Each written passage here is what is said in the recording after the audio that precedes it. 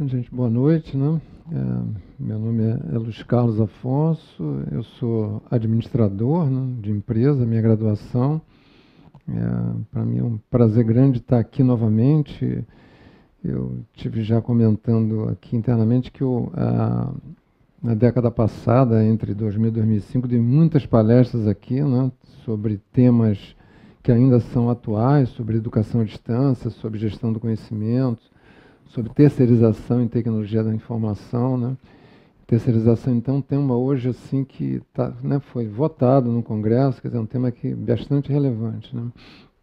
E hoje eu vou falar sobre redes sociais corporativas, como implementar, inserir, né, e aferir resultados. Isso é o objeto, né, de um livro que eu publiquei, fiz o lançamento na semana passada, né, na Livraria Cultura.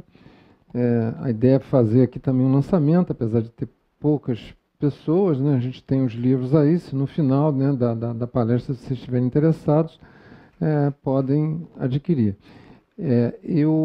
No dia 10, dia 11, tem um outro congresso, que eu vou participar, chamado CONIC, né?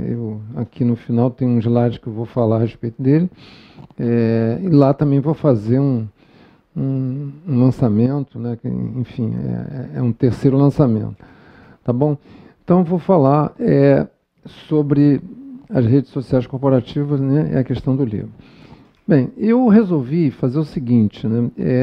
Até para poder enriquecer mais a palestra, eu não ficar só atento à questão do livro, né? Porque o livro é uma pesquisa, né, que eu fiz, assim, objeto da minha dissertação de mestrado, e toda dissertação de mestrado você tem a parte que é a parte que a gente chama de fundamentação teórica, você tem uma parte que é a parte da pesquisa, né? O que você conclui da pesquisa. Então, sobre o livro, eu basicamente, assim, para fins dessa palestra, eu vou falar sobre alinhamento e conceitos, né, a evolução tecnológica, a internet e a comunicação, que essa basicamente é a fundamentação teórica para a minha pesquisa que eu fiz, né, da minha dissertação de mestrado. E essa basicamente é a sequência do livro, né? E aí, assim, a cada tópico desse, né, se vocês estiverem interessados, tem um microfone aqui, eles disseram que não há problema, né? Eu dou uma pequena parada, vocês falam, se vocês quiserem perguntar, eu acho que fica bem melhor do que deixar para o final, entendeu? Que quando chega no final você nem lembra mais da passagem, né? Depois disso eu vou falar sobre outras redes, né? Vou falar sobre a minha experiência da RIPSA, né, que é uma rede interagencial do Ministério da Saúde, da qual, assim, eu sou o gestor, o administrador dessa rede, né? Eu trabalho no DataSUS, é a empresa de TI do Ministério da Saúde, e eu faço a gestão dessa rede. Eu vou falar sobre alguns casos, né, de alguns movimentos sociais, né, de redes que estão acontecendo por aí, quer dizer, fora redes, né, corporativas, e mostrar o estado da arte, ou seja, o que está acontecendo hoje no momento, né? Quer dizer, assim, né, para onde a gente está indo, quer dizer, que caminho a gente tem que tomar, né? Então, assim, vou fazer isso. Cada tópico desses, se vocês estiverem interessados, aqui tem um microfone, eu abro, né? Vocês podem perguntar alguma coisa, e se não, vou dando sequência, né? Bem, sobre alinhamento e conceitos, né? Primeiro, vou falar sobre comunidades e redes sociais, né? E aqui eu estou falando sobre comunidade e redes sociais offline, né? Ou seja, são comunidades e redes que não estão na internet, né? Porque as pessoas hoje não têm a mínima noção que a gente vive, né? É o que diz ali, por exemplo, comunidade e redes sociais com base territorial, né? Assim, a vida em comunidades, em redes, ela sempre existiu, né? Então, assim, a pessoa que frequenta uma igreja, ela está participando de uma comunidade, né? A família é uma comunidade, né? Enfim, vários grupos, teu grupo de trabalho é uma comunidade.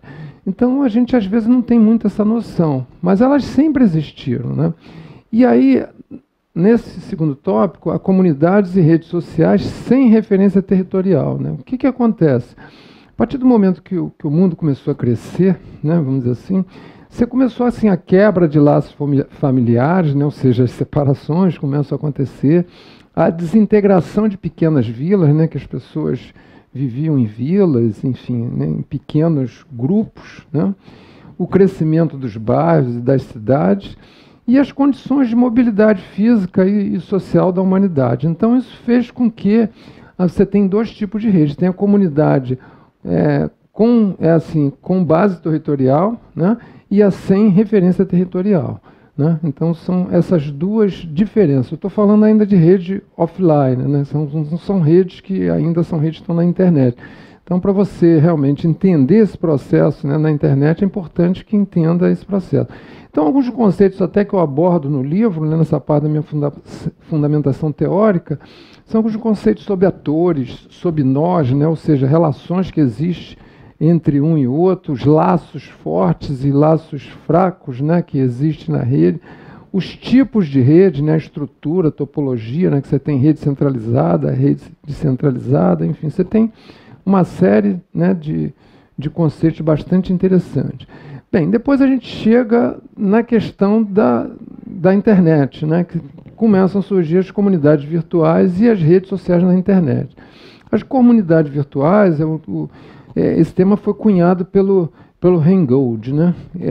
E aí você começa a ter a questão da comunicação mediada pelo computador, né? E aí você, basicamente, quando as comunidades virtuais chegam, você passa a consolidar, né, essa questão das comunidades sem base territorial, ou seja, as pessoas, né, distantes, elas já começam a ter essa possibilidade de se comunicar. Surgem também as redes sociais na internet, né, que ela te dá assim uma maior dimensão, um apoio à tecnologia, e começam a surgir novos atores, né? Aqueles atores que a gente fala lá anteriormente, que eram só pessoas, um blog, por exemplo, um link, eles são atores, quer dizer, entre você e um link e a informação, aquilo ali é um ator dentro desse conceito de rede social, né? Na internet. Bem, aí a gente chega às comunidades de práticas e às redes sociais corporativas, né? Que é basicamente o tema do livro, né? O termo que basicamente vem a ser a mesma coisa. Assim, se você quando pesquisa rede social corporativa, você não tem assim, muito assim, informação acadêmica a respeito, mas comunidade de prática tem, e acho que, sabe, tudo acaba sendo a mesma coisa. E esse termo da comunidade de prática, ele vem da teoria de aprendizagem e foi criado pelo Etienne Wenger, né, em conjunto com a Jean Levy, em 1991. Então, o Wenger, ele foi o meu principal teórico, né, um americano. Esse livro é um livro americano, né? Ele foi o meu principal teórico nessa minha dissertação de mestrado que deu origem ao livro. Ele diz que assim, as comunidades práticas são um grupo de pessoas que compartilham uma preocupação ou uma paixão por algo que eles fazem e aprendem a fazê-lo, né? Melhor à medida que interagem regularmente. Então dá para você entender, quer dizer, quando você está participando de algum grupo, assim, existe toda uma questão mesmo de preocupação, você não está lá por estar, entendeu? Então esse conceito que ele dá que serve para as redes sociais corporativas. Bem, eu agora passaria para a evolução tecnológica. Alguém quer perguntar alguma coisa a respeito? Tá bem tranquilo, né? Tá tranquilo, né? Então tá bom, vamos falar sobre a evolução tecnológica, porque a evolução tecnológica é o que fez com que essas redes fossem tomando corpo até chegar a essas comunidades e essas redes, né, redes sociais corporativas. A gente começou lá em 1970, né, com a questão dos computadores pessoais. A gente teve as fases da internet, a Web 1.0, que de 1960 a 65 ela foi a fase de formação dela, né? A Web 1.0 de 1995 a 2005, ela foi a parte que foi povoada, né? A internet foi basicamente povoada, e a partir de 2002, de 2005, que é a Web 2.0, que está até o momento, né? Onde você teve toda essa possibilidade de interação. Tem um slide mais à frente que eu vou falar a respeito disso.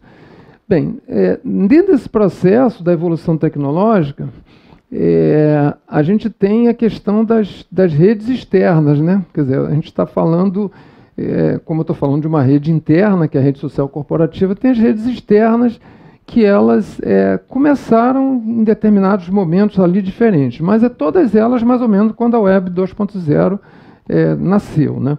Que, por exemplo, o Facebook, né, teve início lá em 2004, e todas elas com objetivos, assim, propósitos, objetivos distintos, né? No caso do Facebook, a questão no momento ali era só a questão de postagem de fotos, etc. Tal.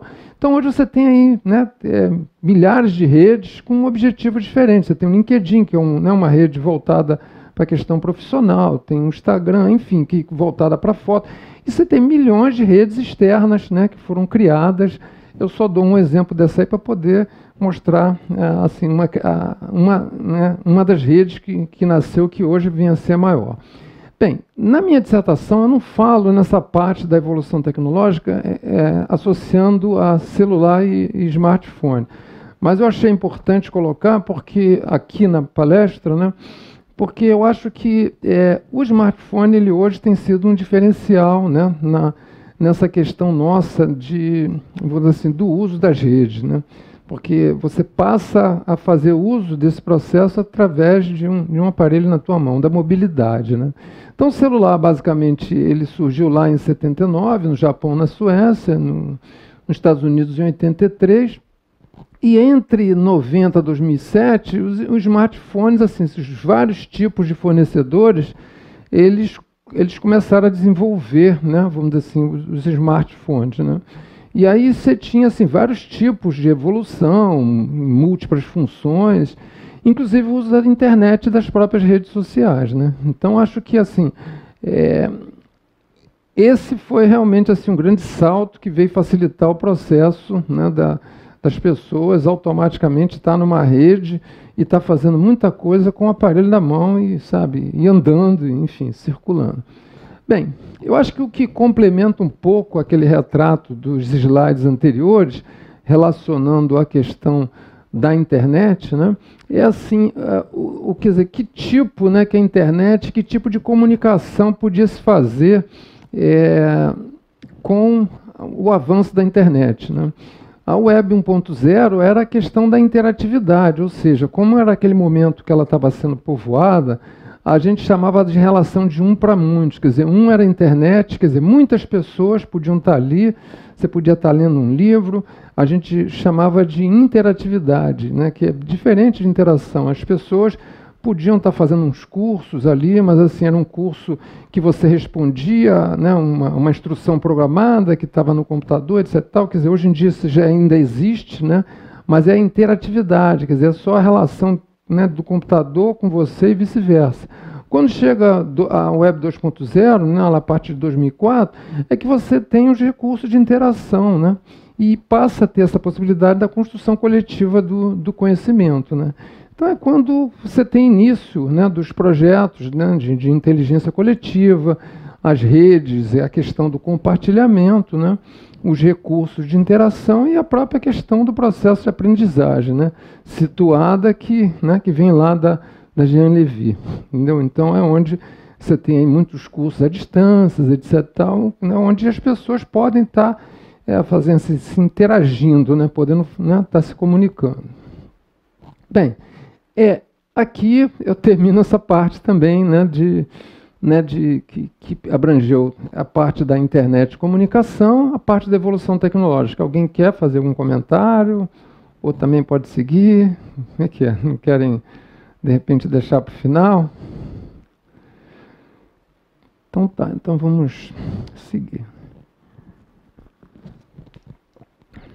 A minha pesquisa, que é a pesquisa, né, do livro, né, como eu comentei com vocês, né, que é a pesquisa da dissertação, ela automaticamente você tem que ter uma fundamentação teórica e você tem que fazer uma pesquisa de campo. Eu, para enriquecer a palestra, como tem um tempo pequeno, eu resolvi me ater a 2 slides para falar sobre a pesquisa que eu fiz. Eu acho que ela é objeto de diria assim, de uma outra apresentação, havendo interesse, enfim, você pode montar uma apresentação só associando a questão da pesquisa. Mas em 2 slides eu vou tentar dizer mais ou menos assim, em vias gerais, o que foi feito da pesquisa. O livro tem a pesquisa, né, feita completa, né? eu fiz uma pesquisa em 2 comunidades para poder fazer a comparação, né? Assim, é apto de dizer que no Brasil a questão, vamos dizer assim, de prospecção tecnológica, ela está muito mais na administração pública do que na iniciativa privada. Diferentemente dos Estados Unidos. Nos Estados Unidos você está, por exemplo, no Vale do Silício, há um incentivo grande, né, para as instituições, né, privadas, para que antes as pessoas faziam os seus projetos nas garagens. Hoje em dia não, você vai para o Vale do Silício, você tem todo um apoio para desenvolver, né, a sua tecnologia. Aqui no Brasil a gente continua não tendo, né, muito pouco.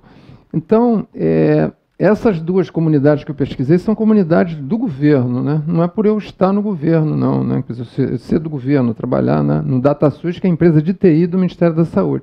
Mas assim, eu circulo, né, dou palestras em alguns lugares, sei que na iniciativa privada esse processo é muito, muito pobre. O caso da Amadeus, ela é uma comunidade de um software público, né, que eu acho que vocês devem conhecer, o processo do software livre, que eu falo até um pouco no meu livro. Ela é uma comunidade que está hospedada no portal de software público. O portal de software público tem mais de 100 mil usuários, ou seja, são várias comunidades que constroem softwares públicos que são disponibilizados para quem interessar, principalmente para a administração pública. Então, assim, é um processo bem parecido com o processo do software livre. E essa comunidade que eu pesquisei, a comunidade Amadeus, ela tinha, na ocasião, lá em 2 de 2 de 2012, foi quando assim, eu concluí a minha pesquisa, né? Eu defendi essa dissertação em março, ela tinha 5.494 membros. É claro que você tem que fazer um recorte, né, da pesquisa, tem um número bem menor que responderam realmente o questionário, e você tinha essa outra comunidade, que é o Comitê Técnico de Gestão, Conhecimento e Informação Estratégica, que ele está hospedado no portal de comunidades virtuais do setor público. Ele tinha, na ocasião, 1.200 membros. Eu fazia parte desse comitê, inclusive representava o Ministério da Saúde, né, junto ao governo federal nesse comitê, sobre essas questões de gestão do conhecimento. Então, assim, essas 2 comunidades todas 2 usavam o mesmo software, elas usam o mesmo software, que é o .LRM, que é Learning Resource Networking, né? Porque você tem vários softwares, né, voltados para as redes sociais, né? E esses softwares são muito mais sofisticados do que o software, por exemplo, né, de educação à distância, por exemplo, o Moodle, né? Vocês devem, né, tranquilamente, todo mundo conhece. Eu, no próprio DataSUS, fui assim, uma pessoa que levou o Moodle para lá, né? A gente, a partir de um curso que a gente fez, a gente gostou, né, do software, enfim, a gente até então usava software proprietário, então não, vamos agora passar a adotar, né, o Moodle. E aí foi, né, técnicos começaram a pesquisar, etc. Então, hoje, na educação à distância do DataSUS, né, que atende vários órgãos do Ministério da Saúde, o software para educação à distância é o Moodle. Mas os softwares de redes sociais, eles são muito mais sofisticados, ele tem muito mais recursos, né? Então, esse aqui, por exemplo, o .LRM, ele foi criado pela Universidade de Valência, né, na Espanha, e tá, assim, várias universidades no mundo, né? E foi adotado pelo governo. Quer dizer, você baixa o software lá, ele é customizado, né, e utiliza. O outro slide que eu tenho que fala sobre essa questão da pesquisa, assim, quais foram os grupos pesquisados. Então, você monta um questionário, né, que agrupa, né, por questões que você quer, claro, orientado lá pela sua orientadora, né, você monta um questionário. Eu usei um formulário chamado FormSUS, que é um formulário lá do Ministério da Saúde, né, do DataSUS, mas normalmente as pessoas acabam usando até os formulários do Google para fazer uma pesquisa, ele é ótimo, né? E é uma pesquisa que você já tem que ter o resultado, já para você poder tabular e ter o retrato, né? Então, essa pesquisa ela tinha 8 grupos, começando lá por baixo, por exemplo, a caracterização profissional e sociodemográfica do entrevistado. A ideia era assim, ter uma noção, né, daquele assim, pesquisado, quer dizer, onde é que ele morava, idade, renda, uma série de questões. Isso é importante para a pesquisa, né? Depois, em cima, o primeiro item, características gerais de adesão do membro à comunidade, para saber se ele estava naquela comunidade porque ele foi indicado, se ele estava naquela comunidade, se foi, né, se foi por uma questão voluntária. Então essas informações ela é importante, né? O engajamento dele, né, na comunidade. Então, no engajamento, você sabia ali se ele era uma pessoa que, por exemplo, realmente ele era engajado, quer dizer, ele era um membro da comunidade passivo, ou seja, que só lia, né, as informações, mas não um membro ativo que estava lá constantemente participando, etc. e tal. Assim, aí tem a situação da comunidade, quer dizer, a ótica daquele entrevistado, como é que ele achava que aquela comunidade ela estava, né, se ela estava bem, se ela não estava, enfim. O compartilhamento das informações, quer dizer, o quanto que ele compartilhava, quanto que aquelas informações que eram compartilhadas para ele, elas eram importantes, né? A topologia, né, e identificação do grupo nuclear na comunidade. Então, isso é mais um retrato de quem assim, conhece um pouco de redes sociais, para definir que tipo de comunidade é aquela. Se é uma comunidade mais centralizada, se ela é descentralizada, se não é. Os recursos que o ponto LRM oferece, né, utilizados pelas comunidades. Então, são os recursos. As comunidades, eu vou mostrar agora aqui a experiência da RIPSA, né, que é a rede que hoje eu trabalho, que faço a gestão. Tem os recursos lá, vocês vão ter um pouco assim, de noção do que eu estou falando. Não vou citar aqui porque são mais ou menos... Os recursos acabam sendo mais ou menos parecidos. A questão da rede é como ela está desenhada. E tem a parte de comentários gerais, né, sobre essa rede. Né, que as pessoas eram assim, era um tópico livre. Né. Bem, então vou falar aqui agora sobre a rede a qual eu sou gestor. Né, tem mais 2 pessoas que trabalham comigo. E essa rede, a gente faz essa gestão dela há 4 anos. Ela tem 410 membros, né? A gestão dela é feita pelo Ministério da Saúde e ela tem 25 sub-redes, né? E aí, aqui tem algumas siglas que eu acho que não importa muito isso para vocês no momento, mas, assim, de ganho, de importância que eu tive com esse trabalho, tem tido, assim, se eu for contratado para poder, e mais à frente a gente vai ver isso, da importância, você está sendo contratado para implementar uma rede corporativa dentro de uma organização. A principal questão é como está estruturada essa organização. Se ela for uma organização que tiver muitos níveis hierárquicos, a gente vai ter muito problema. Né? A gente está aqui numa casa de administração, sabe o que eu estou falando, né? De muitos níveis. Né? E assim, o caso da RIPSA ela é diferente. Entendeu? A RIPSA ela foi concebida, vai fazer 20 anos, acho que ano que vem. É uma rede que tem membros, né, de várias instituições e o principal objetivo dela é produzir indicadores de saúde. Então, você tem pessoas do IPEA, tem pessoas da Fiocruz, tem pessoas do IBGE, enfim, mas tudo pessoas assim, de um nível assim, de conhecimento muito alto, né, assim, pessoas PhDs, pessoas de um nível muito alto. O grande questão é o que eu vou falar mais à frente, que são pessoas também já, de certa forma, um tanto quanto maduras. E a dificuldade de trabalhar em rede, vamos dizer assim, virtual, ela é grande, entendeu? Mas, assim, de certa forma, tem havido, né, por parte deles essa predisposição da gente fazer esse processo. Quando eu entrei nesse processo, eles trabalhavam em rede, né, dentro dessa estrutura, mas assim, na base das reuniões. Então, a OTI, por exemplo, você vê cada item daquele lá, a quantidade de sub-redes que tem. A OTI é o órgão maior, que se reúne 2 vezes no ano. Então, você tem a maioria dos membros participa, você tem mais de 100 pessoas que participam de uma reunião. A Secretaria Técnica se reúne 1 vez por mês, também tem uma quantidade de membros.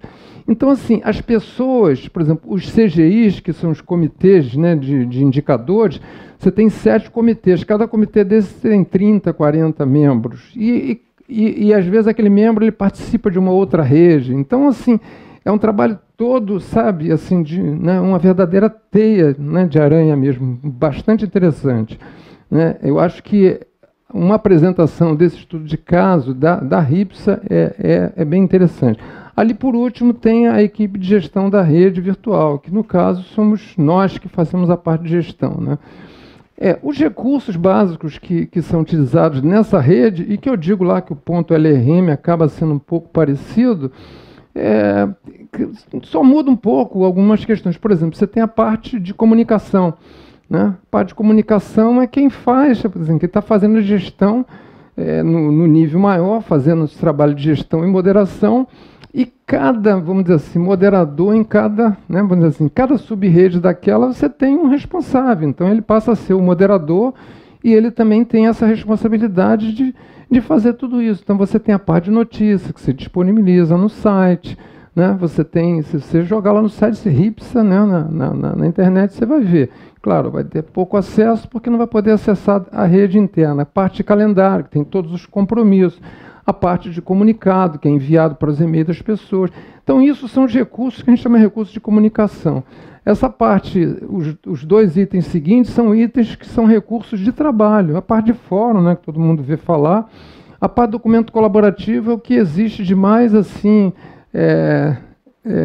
de mais top em termos de tecnologia hoje, o que a educação à distância não tem. O documento, hoje em dia, você pega um documento e vai trabalhar um documento em várias mãos, então você tem que pegar esse documento, digita, coloca ele lá, manda para as pessoas, salva, etc. As pessoas têm que abrir, cada um coloca a sua colaboração, se você quiser pode usar até aqueles recursos lá do Word e tudo.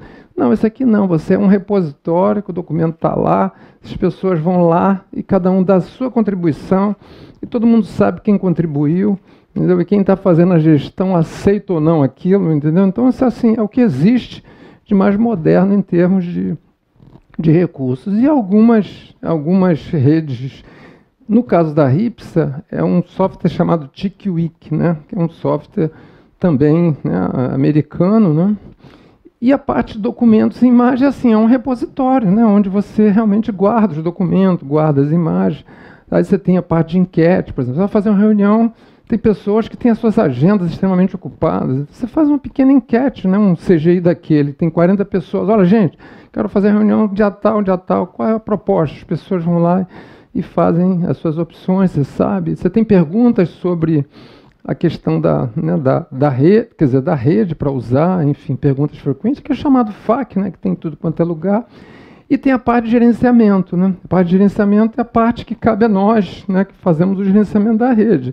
Ou seja, para incluir, excluir o usuário, enfim, definir qual o perfil dele, se ele é, por exemplo, um moderador numa sub-rede, ele tem um outro status, né? Então você tem níveis diferentes, né, de pessoas, e até a criação, né, da sub-rede. Deixa eu só terminar essa parte que você faz. E assim, qual é o estágio dela hoje, né?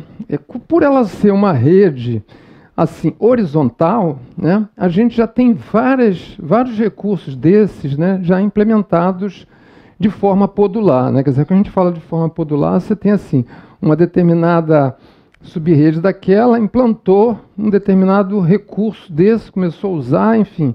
Então é assim que ela está evoluindo, entendeu? Sobre a RIPS é isso. Ele quer fazer um comentário, né? O microfone estava aqui, mas já não está mais. Mas a Atala, ela vai trazer.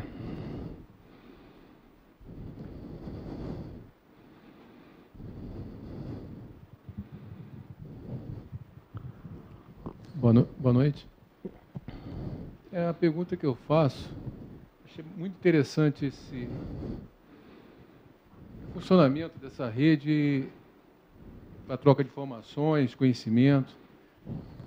E imaginei que poderia, se é possível, utilizar essa rede na internet, ou pelo computador de casa, residencial, ou mesmo no celular, no smartphone, para facilitar até a troca de informações a qualquer momento, a qualquer hora. Sim, mas essa é uma rede, assim, quando a gente fala de rede corporativa, né, o termo, de certa forma, ele, assim, é corporação, são as redes fechadas, tá? É diferente, né? Você pode entender isso um pouco mais facilmente, por exemplo, estamos lá, né, está todo mundo no Facebook, né?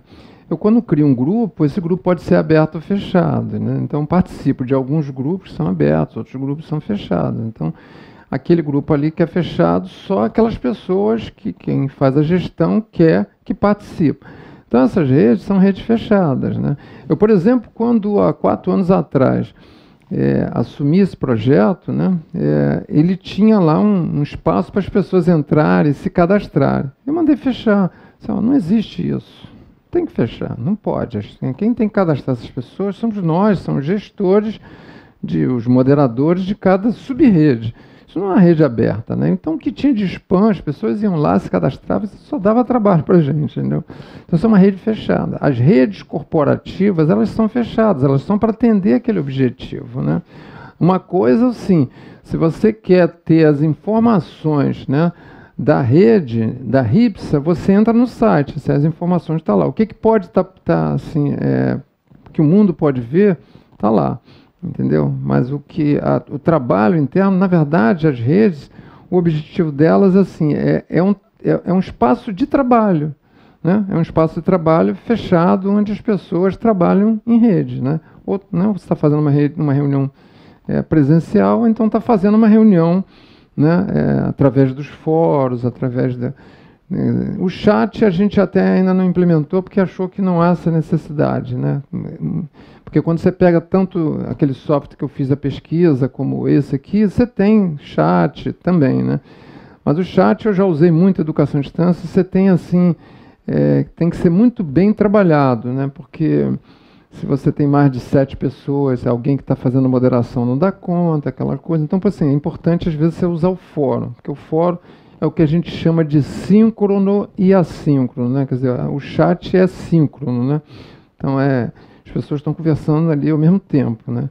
E aí, se tem um grupo muito grande, não funciona, né? Então, tem técnicas para isso. Aí, já o fórum não. O fórum, você pode criar um fórum com 30 pessoas. As pessoas vão lá postando, né? Eu vou lá mais tarde, vejo, respondo, etc. Tal. Entendeu? Mas, assim, é um tipo da rede fechada. Essas redes corporativas, o próprio nome diz, corporação, assim, ela é fechada. Ela não é uma rede aberta como qualquer dessas redes externas que você vê por aí, entendeu? Tá? Legal. Bem, agora, até para ilustrar um pouco a palestra, eu vou falar um pouco em 2 slides, né? 2, 3, se eu não me engano, sobre algumas redes externas, né? Redes externas que eu estou chamando de casos de movimentos sociais, né? A gente tem o caso do Uber aí, né? E assim, você tem algumas redes que você sabe que elas acabam nascendo, né? Vou começar ali pela do meio, por exemplo, consumo colaborativo, né? São redes, às vezes, simples, mas que, assim, são redes, né? O que está acontecendo hoje no Rio de Janeiro, né? As pessoas estão querendo se alimentar melhor, né? Assim, se alimentar com alimentos orgânicos, né? Enfim. Então, o que está acontecendo? Hoje você já tem aí você vai em grandes mercados, você tem algumas gôndolas que vendem alimentos, né, orgânicos. Você tem em algumas praças, aqui mesmo na Praça, né, Afonso Pena, tem em outros lugares, Zona Sul, você tem assim, feirinhas, né, de alimentos orgânicos. E hoje, mas esses alimentos, todos eles vêm do interior do estado, né?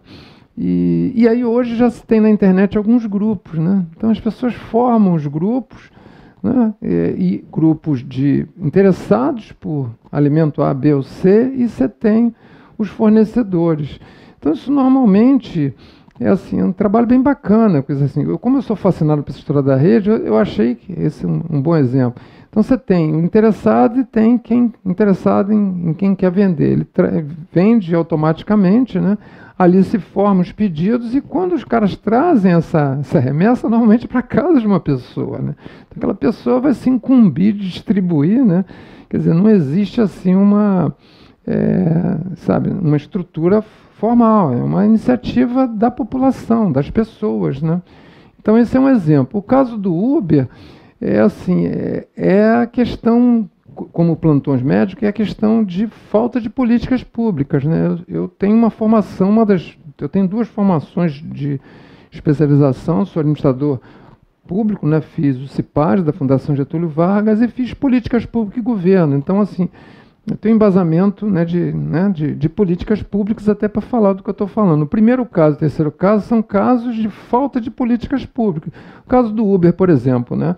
A gente, os nossos táxis, né, vamos pegar o exemplo do Rio de Janeiro, assim, assim, somos muito mal servidos, né, de táxis. Os táxis são muito, assim, os táxis bandalha, não tem um controle, aquela coisa toda.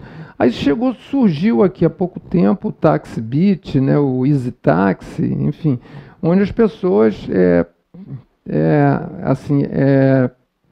chamavam esses táxis e quando você saía do táxi, aí você pontuava o serviço do cara, aquela coisa toda, né? E aí, assim, quando outras pessoas estavam interessadas, elas iam lá e assim, viam a pessoa que estava melhor pontuada, chamava ele, né? Ou então, se ele não estava bem pontuado, você deixava de chamar. Esse processo ele acabou não vingando muito aqui no Rio de Janeiro. Aí chega o Uber, né? Chega o Uber, que é basicamente isso, né? Só que aí, assim, é a grande briga, né? A grande briga que chegamos ao ponto de hoje, assim, está instalado, não tem jeito. Agora já tem até um decreto para ser votado no governo federal. Entendeu? Aqui, por exemplo, no Rio, o nosso prefeito chegou a andar de táxi para poder mostrar que táxi do Rio funciona. Por quê? Porque tem eleição no que vem, então, né, o que ele vai brigar contra, né? Vai de encontro a questão, né, vamos dizer assim, que está dando certo, né? Então, assim, regulariza. São Paulo já aceitou logo, assim, não, vamos regulamentar, vamos botar em funcionamento. E aqui no Rio, quer dizer, isso é rede, né? Isso é rede. E eles criaram outros tipos de táxi para atender as pessoas, assim, né, que possam pagar menos, enfim, né? Esse é um segundo exemplo. O plantões médicos é assim, algo muito grave, né? Muito grave. Quer dizer, todos nós sabemos que os médicos eles trocam plantões, né? Vendem plantão, né? Mas assim, eu trabalho lá no hospital tal, eu sou médico, ou então trabalho na área médica, enfermeira, etc. Tal, ofereço, principalmente no final de semana, eu ofereço, né, para você que é médico também, para eu cobrir lá o meu plantão, te pago, etc. Tal. Mas eu não conheço você, né? Você está na minha formação, etc. Tal. Tá tudo bem. Hoje em dia existe grupo no Facebook com 19 mil membros cadastrados, né? E que o governo está usando. Quer dizer, o sindicato dos médicos, o CREMERG, está criticando. Por quê? Tem que criticar, porque assim, como é que alguém vai lá, entendeu? Assim, oferece vaga e eu vou lá e aceito, está tudo bem. Quer dizer, que especialidade, quer dizer, não tem critério, quer dizer, é uma coisa assim, criminosa, né? É uma coisa criminosa. Mas o que é isso? É rede, mas o que é isso? É falta de políticas públicas. Então, na falta de políticas públicas, a população vai, se organiza e vai, monta, entendeu? Né? Os seus processos. Então, são exemplos também assim de rede, né? Aqui eu trago, né, o que mais assim a gente viu acontecer de 2010 até 2013, né? A chamada Primavera Árabe, né, que começa lá na Tunísia, né, em 17/12 de 2010, e aí tiveram assim vários movimentos naquela região que derrubou ditador, enfim, que aconteceu várias coisas. A gente sabe que hoje, lendo, tem muita coisa que voltou, enfim, mas é um movimento que saiu de baixo para cima. Aconteceu na Espanha, aconteceu nos Estados Unidos e veio acontecer com a gente aqui, né, no Brasil em 2013. Né? Eu não vou muito à frente disso, não. Eu agora aqui vou botar 2 slides e vou pedir para vocês fazerem um comentário a respeito, né? Esse slide e esse aqui, né?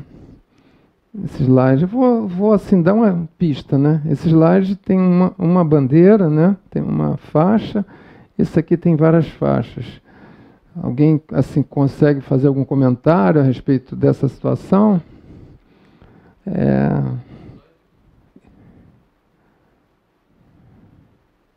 O primeiro slide seria na época dos governos militares, né? Isso. O segundo agora é recente, né? Até aí você diria o seguinte, você esquentou, né? Mas assim, eu vou chegar onde que eu quero dizer. O que acontece aqui, né? Isso é uma faixa de 1968, movimento estudantil, né? Tem uma faixa lá bem clara, escrita Baixa Ditadura, né? Povo no Poder, né? Essa outra aqui, você vê a quantidade de faixas, né? Que tem, né? Essa foto, por um acaso, é uma foto de Recife, né? Na época, em 2013, contra a questão da Copa do Mundo, enfim, dos gastos, etc. e tal. O que acontece? Esse é o reflexo da internet de hoje, né? Quer dizer, a internet, quando os movimentos eles se dão horizontalmente pela internet, né? Cada pessoa ali levava uma bandeira fazendo a sua reivindicação, entendeu? Então, diferentemente daqui, cujo objetivo era derrubar a ditadura. Aqui não, aqui cada um indignado com a sua com a sua questão, ela levava o seu movimento para, né, a sua angústia para a rua com várias faixas. Entendeu? Então, assim, é o grande perigo dessa rede que está aí atual. Entendeu? Então, se você realmente está nesse mundo, né, quer dizer, não existe assim. Você vê tanto que, passado 3 anos, o que foi feito, né, no nosso governo? Nada, né, nada. O povo lá no Oriente, muitas situações deram certo, ditadores realmente foram derrubados, outras situações voltaram. Então, por quê? Porque, assim, como tudo na vida, tem um lado favorável e um lado desfavorável, né? Esse caso é o lado desfavorável, quer dizer, assim, você consegue fazer os movimentos, o povo está aí com isso na garganta, a qualquer momento vai para a rua, né? Mas, assim, como é uma coisa feita, né, de forma meio que desorganizada, né? Eu, por exemplo, há um mês atrás, eu participei de um congresso no FRJ, onde, assim, e aí ali é um ambiente de pesquisadores. Então você tinha, eu até falo um pouco sobre isso, mas você tinha grupos que pesquisaram os black blocs, que pesquisaram, e aí você mostra, quer dizer assim, tem sim organização por trás, né? Tem muita gente que está organizada, que está ali sistematizando para tentar realmente mostrar, assim, fazer um trabalho. Mas a população, da maneira geral, elas estão lá assim soltas, fazendo, né, o seu movimento da sua forma, entendeu? Bem, eu aqui agora tem 3 ou 4 slides que eu falo do estado da arte, né? Que, assim, o que está acontecendo hoje, a letra em vermelho ali ficou muito... não está se vendo legal, né? Mas dá para eu ler. Esses 2 próximos slides, né? É o estado da arte, ou seja, o que está acontecendo hoje, né? Vamos dizer assim, como é que você hoje sobrevive em relação a essa questão, né, da internet, das redes, das organizações, né? Ou seja, as empresas elas precisam pensar, né, como elas devem gerenciar o intangível, né? Quer dizer, o que é intangível, né? Quer dizer, o que você não pode pegar, né? Informação, conhecimento, ela é intangível, né? Quer dizer, o conhecimento que as pessoas possuem, que pode ser um poderoso diferencial no mercado, né? Então, eu que já trabalho com gestão do conhecimento desde o início, é o que a gente chama de portal humano. O portal humano é aquelas pessoas que detêm o conhecimento e que automaticamente aquele conhecimento, se ele não é, de certa forma, compartilhado com a instituição, com a organização, entendeu? Ele chega a época dele se aposentar, ele vai embora e leva aquele conhecimento com ele, né? E aqui tem um outro dado que é importante, que várias empresas elas obtiveram maior sucesso nas abordagens sociais, ou seja, através de redes sociais corporativas, elas fizeram mudanças fundamentais na forma de trabalho dos colaboradores. Então, assim, várias empresas que adotaram esse processo, né, das redes sociais corporativas, elas fizeram isso. E eu vou dizer aqui um pouco mais à frente. E aí a gente agora também tem um outro dado, né? Que é, por exemplo, a forma de comunicação ela está mudando. Essa aqui é uma estatística feita de 4 em 4 anos, né, que mostra, por exemplo, né, lá em 2007, que 69% da população mundial usava, né, e-mail, né, e em 2011 já caiu para 64%.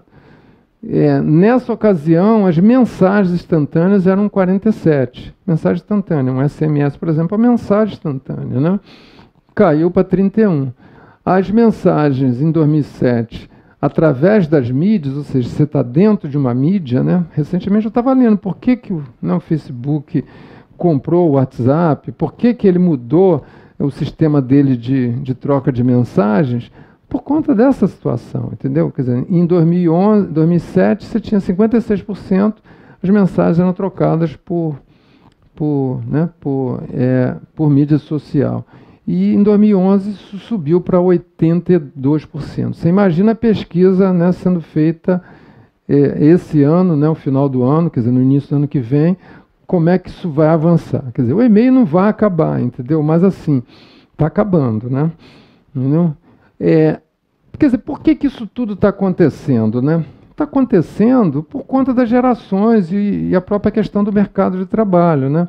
Então a geração hoje, né, vou lá no meio, a geração hoje que está entrando no mercado de trabalho é a geração Y, né? Que se ele nasceu em 78, ele está com 34 anos. Se ele nasceu em 90, está com 25 anos. Essas pessoas é que estão entrando no mercado de trabalho. Então essas pessoas é o que a gente está escrito lá embaixo. A geração Y, ela vai procurar trabalhar, né, a vida profissional dela, ela está muito acostumada com o modelo que ela vive, né, na vida pessoal. Então essas pessoas hoje só vivem em rede. Entra para uma organização que não funciona dessa forma, então ela vai ter uma dificuldade muito grande de adaptação. Em contrapartida, a gente tem um conflito, né, lá, né, na primeira geração, entendeu? Do Berdibon, que assim, eu, por exemplo, estou na geração Y, né, geração X, né? Essas pessoas já estão se aposentando, entendeu? Então, tudo bem, mas assim, de qualquer forma, essas pessoas estão acostumadas com outra forma de trabalhar. Essa tem sido a minha grande dificuldade de implementar, né, vamos dizer assim, as redes, né, quer dizer, o uso das redes, né, dentro, né, desse projeto, por exemplo. E isso, assim, é um problema que, assim, existe. Né? Mas, assim, a gente tem que lidar com a geração que está entrando no mercado. Então, assim, isso tem a ver, inclusive, com a questão do sistema de ensino. Então, o sistema de ensino está lá com giz, passando, as pessoas estão...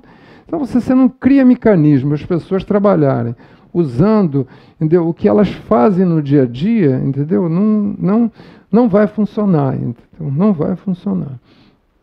Bem, as duas referências que eu tenho aqui do Castells, né, que quem tiver interessado em conhecer mais sobre essa questão das redes de indignação, que é sobre a Primavera Árabe, quando ele publicou esse livro, ele tem um pós-fácio que ele fala sobre a rede brasileira, né, quer dizer, a Primavera Brasileira. Quando o livro estava para ser publicado, inclusive a foto da capa do livro é uma foto, né, de uma rede aqui da Presidente Vargas, muito bonita.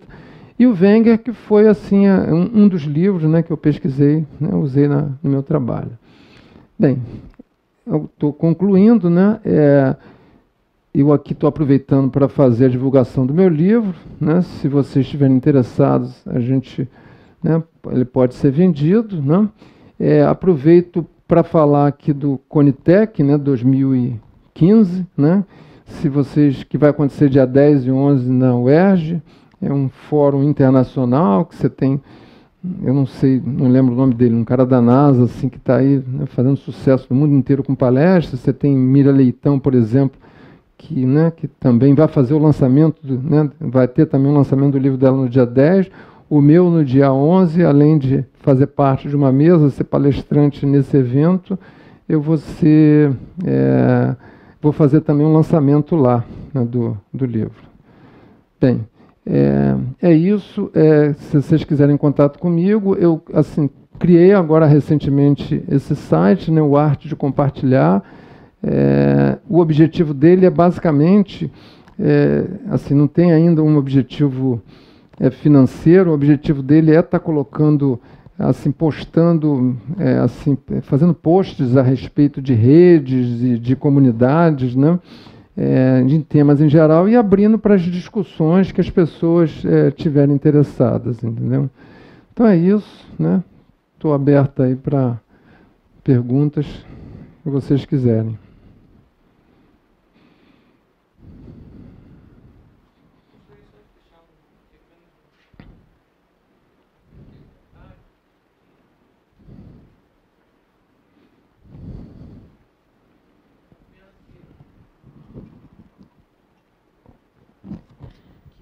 mesmo tempo que nós temos aí uma evolução grande de tecnologia, desenvolvendo cada vez mais mídias, e provavelmente teremos muito mais ainda, mas pelo futuro a médio e longo prazo, inversamente proporcional, o conteúdo dessa informação gerada por essa geração Y, né, realmente fica muito aquém, né?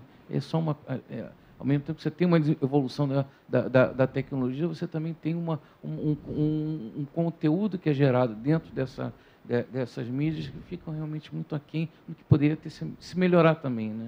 É apenas um comentário aqui que eu quero deixar. Isso é verdade, né? Eu acho que essa geração ela tem muito dificuldade em produzir, né? Por exemplo, se tiver que escrever uma...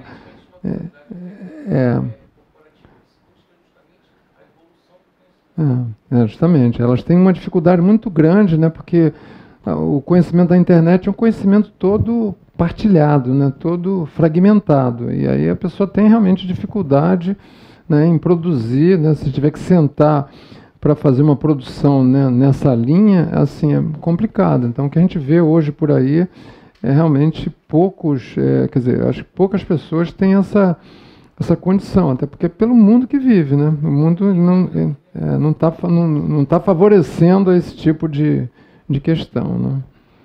Não querem fazer assim mais algum comentário? Boa noite.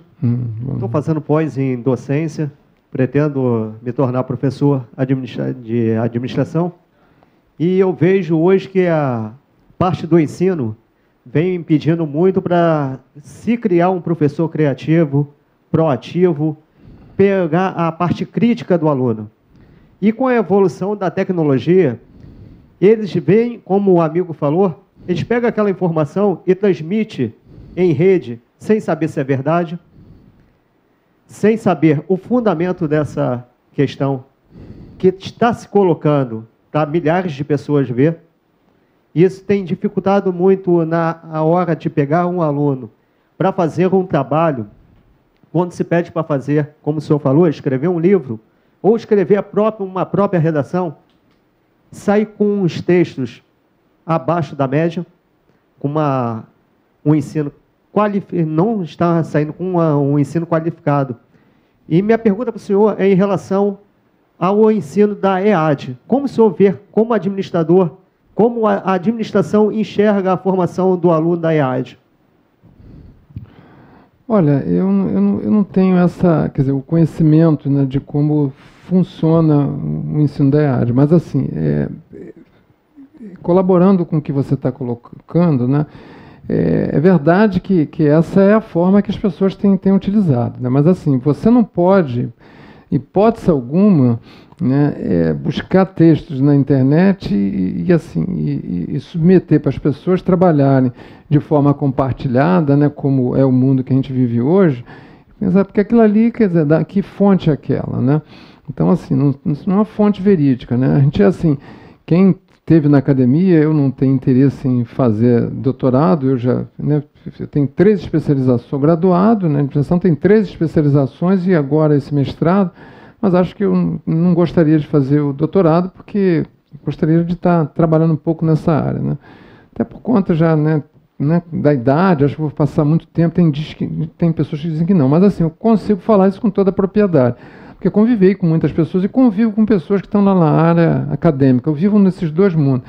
Assim, o primeiro passo, quando as pessoas, às vezes, fazem uma pesquisa, é a Wikipédia, né? Então, assim, você pode estar pesquisando alguma coisa lá no Wikipédia e pensar em submeter assim para as pessoas. Mesmo assim, aquilo não é referência, entendeu? Então, os textos, eles têm que ser textos referenciados mesmo. Você vai, por exemplo, você quer artigo, você vai lá no Cielo, você tem, né, vários repositórios aí que são informações fidedignas. Então, assim, por uma questão mesmo de urgência, né, vamos assim, de correria, as pessoas acabam fazendo uso desses recursos. Vai lá, pesquisa sobre um determinado tema. Não, você tem que forçar vamos dizer assim, né, o aluno, né, o aprendiz, né, no caso, a trazer essas informações com referência bibliográfica, né, porque senão entendeu, ele não aprende a trabalhar da forma correta. Entendeu? Quem é que disse isso? Né? Uma pessoa qualquer que você tem milhões de pessoas aí na internet dizendo tudo, né? Então, não dá para ser assim, entendeu? Eu vou me informar melhor sobre o EAD, mas eu não tenho, assim, não tenho condição de estar te falando. Mas, assim, eu acho que estou, de certa forma, assim, indo ao encontro que você acabou de falar, entendeu? É que acho que o futuro daqui para frente, até na própria universidade, vai ser o estudo à distância. E a passos largos, que já em muita universidade já está se utilizando. E para minha formação, quando eu acabar a minha pós, eu vou fazer a minha licenciatura, já é para trabalhar na IAD. Mas eu queria enxergar como administrador, como a administração hoje, o CRA, enxerga esses alunos formados pela IAD. Eu acho que o curso à distância, né, eu estou dizendo assim, eu comecei a trabalhar com educação à distância, né, já lá quando a Web 2.0 começou, lá em 2003, 2004, né, aliás, precisamente em 1999, você tem uma ideia. Eu comecei, tinha um colega nosso que ia se aposentar, ele pesquisava sobre essas questões, e a gente formou um grupo e começamos a trabalhar. Então, nós de certa forma, que eu digo, as instituições públicas acabam sendo um pouco pioneiras, né?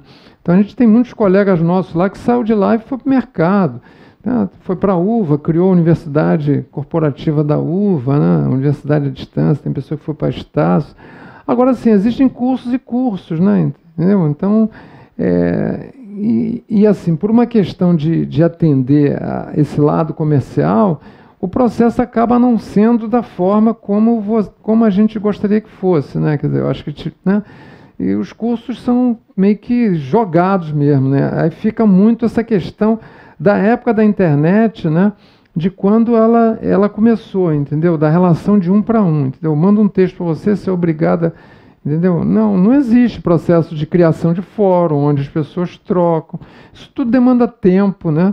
Isso tudo demanda recurso humano, né? Você não tem fórum, não tem chat, então as pessoas, né, isso não é economicamente viável para as instituições financeiras que estão aí querendo, na verdade, ganhar dinheiro, entendeu? Então é muito crítico. Agora, você tem cursos e cursos, né? Então, assim, isso deveria ser avaliado para poder... você tem condição de fazer tudo, né, que você faz presencialmente à distância, né? Você tem. E assim, o ideal, inclusive, desse processo não é nem que ele seja totalmente assim à distância, que ele seja híbrido, entendeu? Então você tem até alguns momentos presenciais, né? Você trata de questões à distância e traz uma ou outra questão assim no nível presencial, entendeu? Então acho que tornaria o curso mais atrativo, né? E mais assim, mais interessante, entendeu? Bom, obrigado. Queria agradecer aí a presença de vocês, né? Se alguém tiver interessado em adquirir o livro, dá para fazer aí por uns R$40, R$45, pode ser feito, né? Esse livro hoje ele é vendido pela editora Publit, né? Ele vende sobre impressão sob demanda, né? Que hoje em dia você não tem mais essa coisa do livro físico, né? Você vai lá, compra o livro, em 10 dias ele está na tua casa. No caso do Conit, que eu vou ter um lançamento um pouco parecido com esse que eu tive agora lá na Livraria Cultura, a própria editora vai acertar com eles como vai fazer. Nesse caso, são assim algumas sobras, né, de livro que eu tive da venda, procurei colocar um pouco a mais, pensando até nessa possibilidade aqui, sem ter que envolver a editora. Mas o livro no site ele é vendido a R$51 e pouco, e está chegando ele em forma de e-book, né? A Livraria Cultura também vai vender ele em forma de e-book. Tá bom? Então agradeço a vocês aí, tá? Muito obrigado.